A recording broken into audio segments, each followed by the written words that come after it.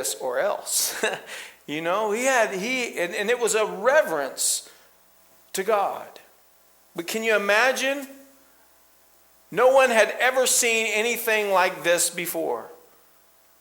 Not rain from the sky in this magnitude. And Noah is saying this flood is going to happen. The rain is going to fall. Water is going to fall from the sky, going to flood the earth. People get ready. Destruction is coming. And they're just laughing at him.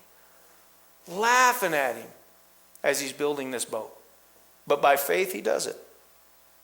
By faith, he does it. Let's continue on. By faith, Abraham, verse 8. By faith, Abraham, when he was called, obeyed, went out to a place he was going to receive as an inheritance. He went out not knowing where he was going. Can you imagine? Okay, God, you just lead. I'm going. Not knowing where he's going. He's being led by God. Then God's going to take him to the place. And he does. By faith, he stayed as a foreigner in the land of promise, living in tents with Isaac, Jacob, co-heirs of the same promise, for he was looking forward to the city that has foundation. The architect and builder is who? God. Wow. 11, by faith even Sarah herself, when she was unable to have children, received power to conceive offspring, even though she was past the age, since she considered that the one who had promised was faithful. What was that? The one that she believed in was what? Faithful. She had faith that God was going to do what he said he was going to do. Amazing. Therefore, from one man, in fact, from one as good as dead, came offspring. I love that. Did you hear what it said? I love that. One who, what did it say? It says, therefore, from one man, in fact, from one as good as dead, she conceived a child. Came offspring as numerous as the stars of heaven. Remember the promise of God to Abraham. Your children will what? Be as the stars. Be as numerous as the stars. And of course we know what he's talking about. Wow, isn't that amazing? Through faith. And it goes on and on all the way to verse 34 on these different people. And he goes on and just talks about these heroes of faith. Those who believe that God was going to do what he said he was going to do. So what is faith? We talk about it. We sing about it. Faith is the victory. But what is faith? And why is it important to the believer? Why is it important to anyone? Well, Hebrews 11:1, if we take a look at that, it says, faith is the substance of things hoped for, the evidence of things not seen. Or as I read to you earlier, faith is the reality of what is hoped for the proof of what is not seen, for our ancestors won God's approval by it. It was their faith. It was their faith that got them through. Paul defines what faith is to him as he writes, and why faith is important. But let's take a look at who's writing this particular letter. Let's take a look at Paul. Who is it that's writing this letter? Who is it that's writing this sermon? Who is it that's trying to talk about faith? Well, let's take a look. Well, if you go to Philippians in chapter 3, Paul makes a claim about himself, more about where he came from. So who was Paul? Well, let's take a look. In verse 5 of chapter 3, we find a little bit about who Paul is. Actually, I'm going to start in verse 4. It says, although I once also had confidence in the flesh, if anyone thinks he has grounds for confidence in the flesh, I have more. He's basically saying, if there's anybody who can boast, I can outdo them. Because this is where I came from. And this is what he says. He says, I'm circumcised on the 8th day of the nation of Israel. I'm of the tribe of Benjamin, a Hebrew born of Hebrews. I'm pure blood. And he goes on to say, regarding the law, I'm a Pharisee. Regarding zeal, I persecuted the church. Regarding the righteous that is in the law, and blameless. No one lit a candle to me. That's who he was. Then what does he say? But everything that was a gain to me, I've considered to be what? A loss. That's not who I am. That's not what I trust. That's who I am. That's where I came from. But that's not what I trust in. I used to trust in the fact that I was pure-born, purebred. I used to lavish in the fact that I'm a Hebrew of Hebrews, circumcised Pharisee. Oh, I was all of that. Then I met Jesus, and all of that changed. See, what Paul learned was that everything he was doing was without an act of what? Faith. He had some kind of faith, but it was faith in himself. Now he has to lay aside what? Every weight. And the sin that can ensnare him, and learn that he has to have faith in the one who saved him, Jesus Christ. Because without that faith, it is impossible to please God. He found that out. He thought he was doing the right thing. Here is his lineage. Oh, man, look at his background. What a guy. But he says, I've considered all of that nothing in the presence of Jesus. Well, let's take a look at what he says. He says he's Jew of pure blood, circumcised. He's a tribe of Benjamin. Now, who else do we know came from the tribe of Benjamin? Does anybody know? King Saul. And guess what? That's where Paul got his name. Paul got his name Saul. Remember, Paul is what? He's half Greek and half Hebrew, right? He has both backgrounds. But he claims pure blood because even on his Greek side, there's Hebrew blood. So that's how he says, I'm pure blood. But he was actually named after King Saul when he was given his name Saul. Isn't that interesting? Isn't that interesting? And here who does he become as Paul? I just thought that's a kind of a side note, a freebie for you, but I just thought that was interesting, that's who he was named after. He was a Pharisee.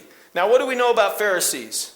Boy, they're the letter to the law. Letter to the law. Got to stay within the law. I mean, you don't do this, you don't do that. And he says, and I didn't. I considered myself clean, pure. I considered myself a man of the letter to the law. He was zealous. And that, in fact, is what got him in a little bit of trouble. He was zealous. He wanted to do something for God. He wanted to get rid of what he called those blasphemers. They're blaspheming God. I want to go take care of them. He goes himself to get a writ of letter of instructions so that he can go after the Christians. He himself, he could have sent his soldiers, he could have sent his underlings, but no, he went himself.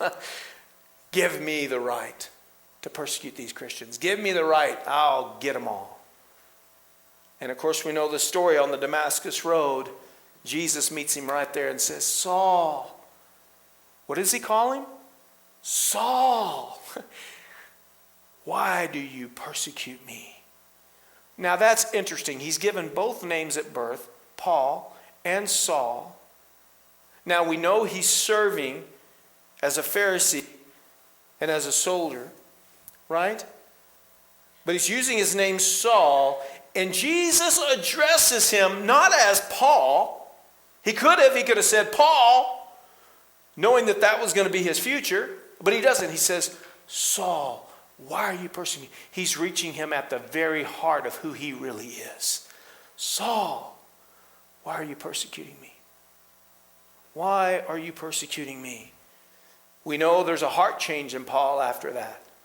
He changes his name from Saul to Paul, and he considers everything that he used to be means nothing in the presence of Jesus. Jesus is everything. Faith, as we will see, is not in how we live, folks. It's not in how we live, but how we trust in God. How we trust in God. It's not in by what we do and what we say and how we do this and how we do that, but are we trusting God? Because that's the kind of faith that gets us through. Do we trust? All the things Paul could have boasted in, but he didn't. Paul gives an account of how many ways he could boast in his own faith. However, he shatters all that he could boast about by simply concluding with, nothing compares to my faith in Jesus. I could have faith in my background, my family, all this, my studies. I mean, he was a very learned man. To be a Pharisee, he had to go through quite a bit of schooling and was actually taught by one of the greatest leaders of that day. He had some very good schooling. You know? And yet, he says, nothing compares to my faith in Jesus. I don't have faith in that stuff anymore. I just have faith in Jesus, and he leads me. I love that. I don't rely on my own strengths and weaknesses, he's saying. I rely on Christ who gives me strength. Why do we know this? Because one chapter later, after he describes his background, Philippians 4:13, he says what? I can do all things through Christ who gives me strength. Even then, he's not taking credit for anything. He's not saying, oh, I can do this because I'm a believer and I'm a strong Christian. He says, I can do all things through what? Christ who gives me strength. Not in what he knows or what he has done or who he is. Man, church, is this good? This is good stuff. He's saying, I know I could boast, but I don't, because I do it because Jesus, not because of who I am. So we find that little jewel in Philippians 4:13 of he doesn't place his trust in what he can do. He places his faith not in who he was or what he knows, but he places his faith in Jesus Christ. So back to faith. Now that we know a little bit more about Saul, who's now Paul, and we know a little bit more about who he is and how he regards himself in Christ, I think we can grasp a little bit better idea of what faith really is. Now let's take what we learned about Paul and what he's saying, and again apply that to Paul's definition of faith. Faith is being assured that God is going to do something through you. Can I get an amen? Faith, let me say that again. Faith is being assured that God is going to do something through you. So I want you to say that with me. I want you to say faith is being assured that God is going to do something through me. What are you preparing for? What are you preparing for? God's going to do something through you if you're willing. And it's not going to be in what you know. It's not going to be in your skills. It's not going to be in all these things that you can do in of yourself. It's going to be how God does it through you when you fully abandon yourself to him and say, Jesus, just do with me as you will. Because I can't do this. But you can. You see, that's what faith is. Faith is not saying, I've got this. Faith is saying, Jesus, help me because I don't got it. That's faith. That's faith. But without faith, it's impossible to please God. Folks, we have to have total reliance on God. It can't be just a Sunday thing or a Wednesday thing or when I have time for a quiet time thing or when I have time for my devotional thing. It's an everyday 24/7. I've got to be surrendered to him and his leading. Because if I'm not, I can't be led. And if I'm going to believe that faith is being assured that God is going to do something through me, then it's got to be total abandonment to him. I surrender all. All to Jesus I surrender. It's got to be everything. Now, I'm not saying that we just put aside our knowledge and our wisdom and things that we've learned. No, we use that in our day-to-day life. But what I'm saying is we can't trust that that's what's going to get us through. We have to trust that the only way we're going to get through this life is the hope and faith that we have in Jesus Christ. That's how we get through. That's what Paul is saying. It lies in the hope that we have in the author and finisher of our what? Faith. Hebrews 12:2. He is the author. Jesus Christ is the author and finisher of what? Our faith. So, if I'm really going to have faith, then I'm going to have to trust him. 'Tis so sweet to trust in Jesus, just to take him at his word. That's what we sing. But do we believe it? I hope so, family. I hope we do. I hope we do. But you see, it comes with a price. He is the one who is performing it, not us. So we can't be led astray by our thoughts, our fears, our doubts, our uncertainties. What are you preparing for? As we go into this new year, what are you preparing for? Are you preparing for the worst? Are you preparing for the best? Does fear and doubt got you trapped in, oh my gosh, what's coming in down the pipe? Or is it, God, I just simply trust you. I know you got a handle on this. Just guide me through it. Folks, I'm amazed. I'm amazed at the fact of these big ships. You know, like those big battleships or those, actually an aircraft carrier, these big aircraft carriers that are out on the ocean. And they're out on the ocean and they're going across the water and they're huge. But have you ever seen the rudder on the back of one of those boats? It's not very big, not compared to the ship. But that little rudder can make that big ship go wherever it goes. Folks, we may be just a small part in this planet that God created. We may just be a small part in the kingdom of God, but small parts can do big things if they surrender themselves to the one who's controlling the rudder.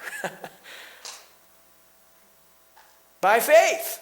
If I just trust God, look at all these folks. Look what they did. Noah, Moses, all these folks, Abraham.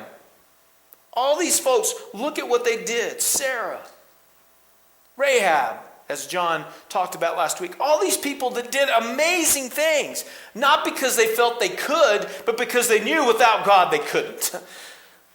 And look at what they did. Look at what they accomplished. Amazing. Amazing. So I go back to faith comes with a price. It's the fact that he's leading us and performing it, not us. So we can't be led astray by our thoughts, our fears, our doubts, our uncertainty. If God is in it, it will not fail. Can I get an amen? If God is in it, it will not fail.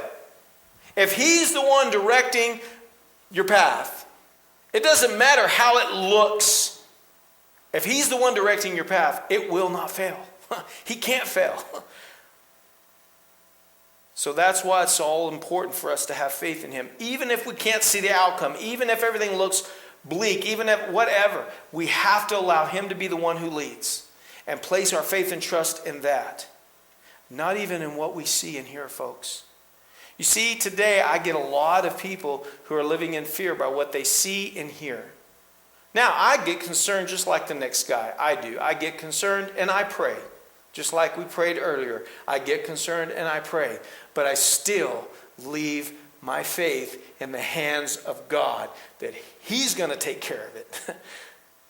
And if he takes care of it, it's going to work out okay. Even if I don't see it. Folks, I want to share this with you because sometimes I don't know if we really get that.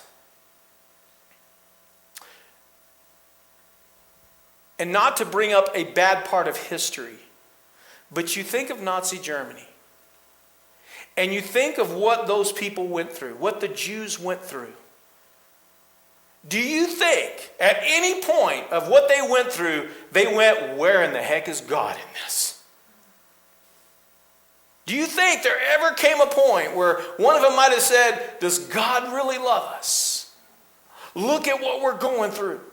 Look at what we're having to do. Look at what they're making us live. Look how families destroyed. People enslaved and encamped. Horrendous things happening to them. And yet they knew God was still in control. They knew God was still in control. It's amazing how we think we're going through things and we wonder, is God listening? Is God hearing? Man, does he even know? And folks, all I have to do is think about things like that have happened in history and go, God knows. God knows. He took care of the situation, didn't he? He took care of the situation. And even now, we hear stories about how those who once left Israel now being led back to Israel, their homeland. It's amazing what God's people go through. But folks, God is still in control.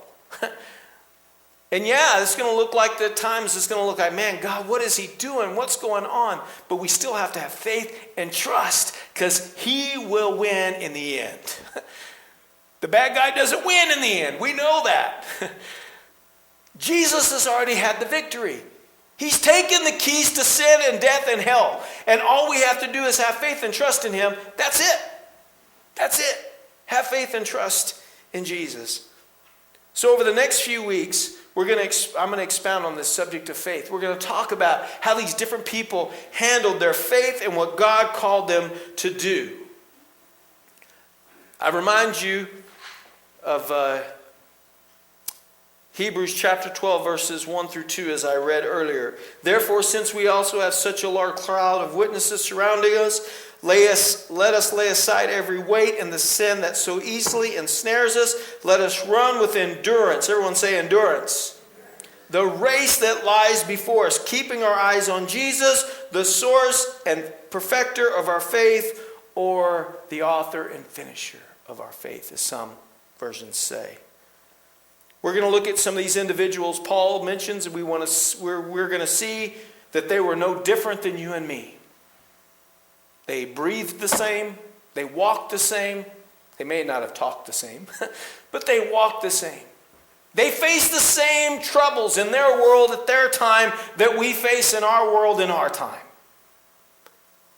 Same social issues, maybe different in certain ways, but still the same. And yet they followed.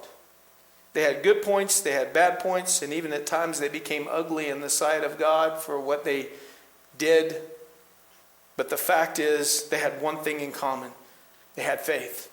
Not in what they could do, not in who they were, but they had faith that God was at work through them. So going back to faith, this word that Paul uses is defined in the Greek as being assured. That's the word that he's using. It's elpese, which means being assured. What was that song we sang this morning? Blessed assurance, Jesus is mine. Folks, if Jesus is yours, you don't have to worry about tomorrow. If Jesus is yours, just have faith. Just have faith in God that he's going to work things out. Just follow his leading. How do I do that? Have that quiet time with him during the day. Spend time in his word. Prayer. Communicate. Have that relationship with him. And he'll lead and guide you. Abraham had no idea where he was going. He was just being led. Sometimes God's going to ask you to follow, and he's not going to show you every single step. He'll show you a step as it comes. Take the step. Take the step. With an expected hope in what God can do. With expected hope in what God can do. The one thing they had all in common was that they simply placed their hope and faith and trust in God. They prepared themselves to be used by God as God led them, not in their own leading. And I ask you again, what are you preparing for? What are you preparing for this year? What are you preparing for? The worst or the best? What are you preparing for? That God can use you or that you're already used up? What are you preparing for? Many of these folks had no idea until God called them what was going on. But they had a relationship with a Father, and that's why he used them. And then he called them to do something extraordinary. And then he did. What are you preparing for? I'm going to close with this. There's a story that John Bassanio, he was the pastor at Katy Freeway Baptist Church that my grandmother used to go to, huge church in Houston. And many people know John. He was a teacher at the Baptist University there in Houston, and a great man. He's one of my favorite people. He was quite funny, had humor. But he tells a story about his daughter, about Melody Jan. And one day he was in the house and he was reading a book, and she was just a young girl, and she came in and she asked her dad to build her a dollhouse, and he says, "Yeah, I'll do it as soon as I'm done here." And he continues to read his book. Well, all of a sudden he sees his daughter walking down the hallway, and she's carrying a blanket and some dolls, and then he sees her carrying a few things, more things down the hall, and she keeps going, and he looks out the window and he sees this pile of stuff out in the backyard. So he goes and he asks his wife, he says, "What is Melody doing?" And she says, "Well, John, she believes you. She's having faith that you're going to build this dollhouse, so she's preparing for it." John said, "I immediately got in my car and went down to the lumber yard, and I got some lumber, and I built my daughter that dollhouse." But you see, what spurred him to do that wasn't the fact that he said he was going to do it. It was the fact that he saw that his daughter was preparing for it. What are you preparing for? God's ready to move in your life. He's ready to work in your life. What are you preparing for? That's who our Father is. It's in the faith that we have that God moves, lives, and breathes. I hope that we get a chance to take a look at that and understand a little bit more about the subject of faith and how we can do that.